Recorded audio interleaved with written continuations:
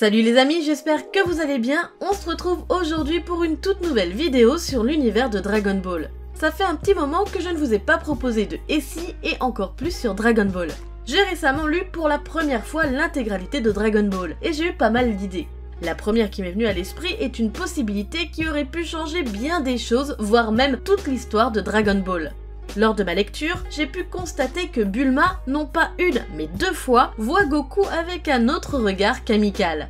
En effet, la première fois que Bulma expose ce genre d'aveu, c'est dans le tome 14, après avoir revu Goku suite à son combat avec le démon Piccolo. En effet, une nouvelle ellipse est passée et c'est lors des inscriptions du tournoi d'arts martiaux que Goku se présente à ses amis sous sa nouvelle apparence de jeune homme. Tout d'abord stupéfaite par la poussée de croissance de son ami, Bulma va rapidement constater et souligner que Goku est devenu un beau jeune homme. Ça aurait pu s'arrêter là, sauf que 10 tomes plus tard, dans le tome 24, lors de l'arc Freezer, Bulma réitère ses dires en déclarant qu'elle n'imaginait pas que Goku deviendrait aussi beau, et qu'elle avait peut-être mal choisi car à l'époque, elle était encore avec Yamcha. Si vous avez lu Dragon Ball, et plus particulièrement ces deux moments précis, il est certain que vous vous êtes au moins posé une fois la question: qu'est-ce qu'il se serait passé si Goku avait épousé Bulma? Plus de choses que l'on pourrait imaginer et c'est ce que nous allons tenter de voir dans cette vidéo. Je tiens également à souligner, pour les petits malins qui diraient « Oh, c'est crade, elle était adulte alors que lui c'était un gosse, gna gna gna gna gna », Goku et Bulma ont à peine 4 ans de différence. L'apparence ultra juvénile de Goku est justifiée dans l'œuvre, par l'auteur lui-même, par ses gènes de Saiyan. Je ne vais pas vous l'apprendre, dans Dragon Ball, Goku a épousé Chi-Chi et celle-ci ne pense qu'à une chose, que leur fils Gohan fasse de grandes études et que Goku se trouve un travail. Il n'est pas expressément montré dans Dragon Ball qu'elle est un frein pour les entraînements de Goku, mais bien pour ceux de Gohan.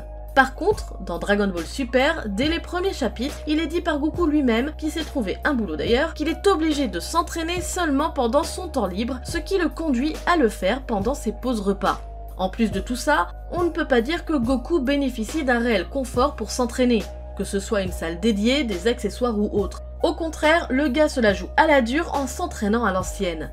D'ailleurs, cela ne l'a pas empêché de dépasser ses limites plus d'une fois et d'atteindre des niveaux de puissance inimaginables. Mais est-ce que ça aurait été différent s'il avait épousé Bulma? Sans plus de suspense, bien sûr que oui. On le sait, Vegeta a obtenu une tenue de combat dernière technologie grâce à Bulma, et il a également eu une salle d'entraînement où il pouvait modifier le niveau de la gravité et sûrement plein d'autres choses. On sait également que suite au combat contre Cell, Vegeta avait gagné énormément de puissance, s'alignant presque un court instant avec Goku au début de l'arc Majin.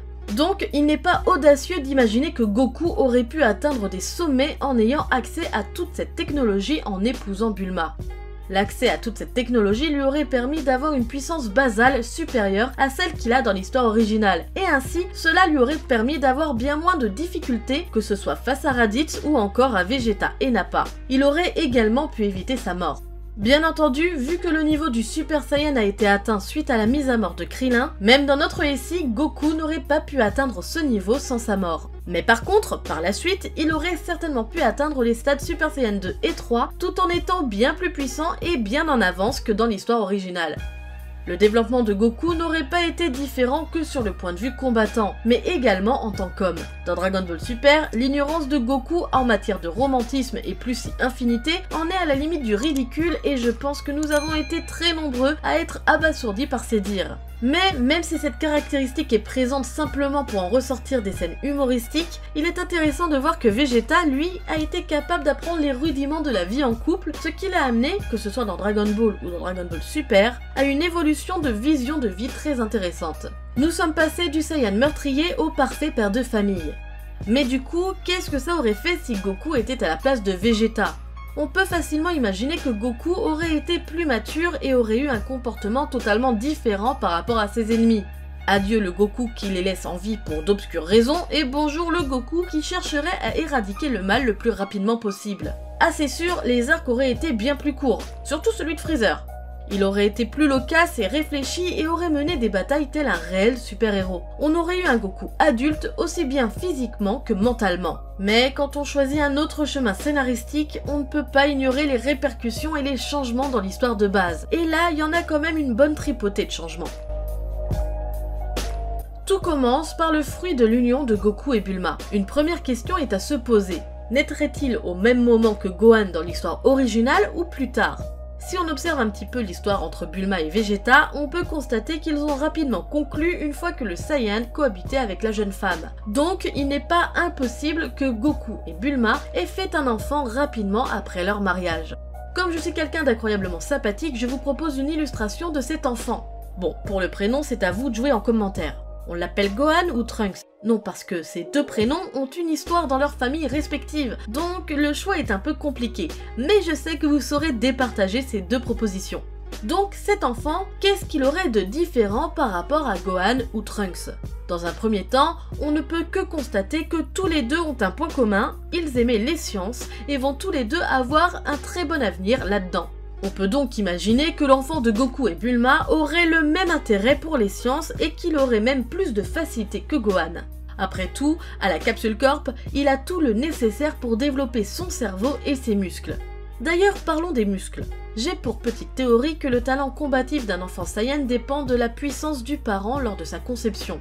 Pour justifier mon argumentaire, je vous demanderai d'observer tout simplement le développement de Gohan qui a donc été conçu juste après la fin de la partie enfant-ado de Goku et celui de Goten qui lui a été conçu juste avant l'arc Cell. La différence majeure entre les deux, c'est que Goku n'était pas capable de se transformer en Super Saiyan lors de la conception de son aîné.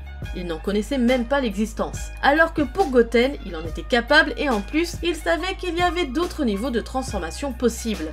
Gohan a dû s'entraîner durement pour réussir à se transformer en Super Saiyan, alors que pour Goten, ce n'était qu'une formalité. Preuve en est, il était capable de se transformer en Super Saiyan avant de savoir voler.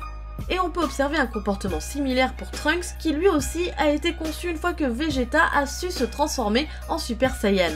Donc, pour l'enfant de Goku et Bulma, s'il a été fait à la même période que Gohan dans l'histoire originale, il n'aurait pas les mêmes facilités que Goten et Trunks pour se transformer en Super Saiyan, puisque Goku n'en était pas encore capable.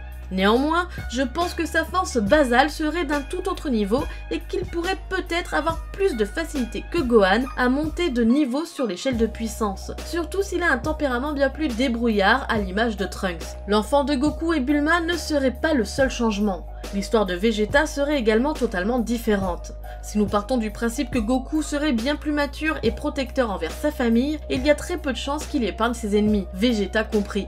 Donc Vegeta serait absent de l'histoire et Goku ne pourrait compter que sur lui-même pour sauver la Terre. De quoi péter les plombs. Un autre changement qu'il pourrait y avoir serait par rapport à la venue du Trunks du futur.